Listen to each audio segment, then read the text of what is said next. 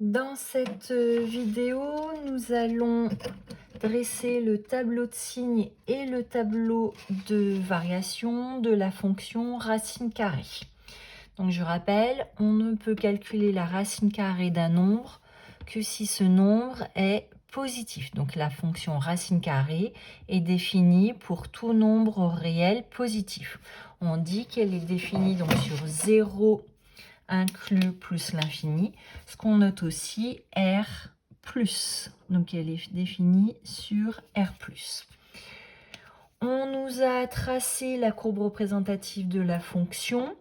On constate que la fonction f, donc la fonction racine carrée ici, donc elle est définie sur 0 plus l'infini, donc je vais noter son domaine de définition.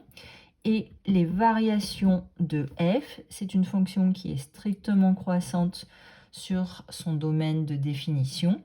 Elle admet un minimum qui est 0. On va donc noter ce 0 dans nos tableaux et qui est atteint pour 0.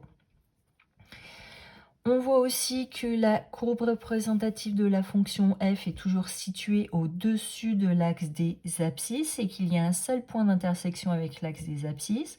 Autrement dit, racine carrée de x, c'est un nombre qui est toujours positif, donc défini pour un x qui est un nombre réel positif. Le signe de racine carrée de x, c'est quelque chose qu'on sait déjà. C'est un nombre qui est toujours positif et qui s'annule en 0. Donc attention, dans le tableau de signes, il faut penser à mettre le plus, mais aussi le 0. Ça, c'est très important. Je rappelle la démonstration du tableau de variation. Vous pouvez aller la voir en cliquant sur le lien qui est ici dans votre leçon. Et c'est une démonstration qui est au programme de seconde.